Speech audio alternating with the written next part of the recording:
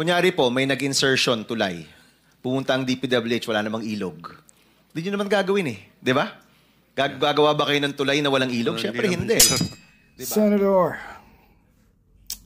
they already did that years ago. Watch this.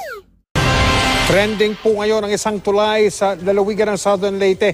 Ginastusan po ng Department of Public Works and Highways ng tumataginting na 23 milyong piso. Pero imbis na i-like, tagtad po ng ikangay sad face at unlike ang inibigay ng mga nakakita nito. Ito po ang kanilang tanong, nasaan ang ilog? Bakit kailangan ng tulay? Nakatutok si JP Soriano. Sa biglang tingin ordinaryong tulay lang ito sa isang bahagi ng National Road sa bayan ng Bontoc, Southern Leyte. Yari sa semento at may railings din sa gilid.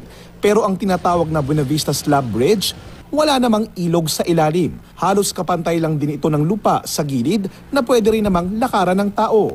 Si Lorna, madalas dumaan sa tulay na ito. Matagal na raw niyang tanong. Yun din gusto namin malaman, bakit nga ba may tulay dyan?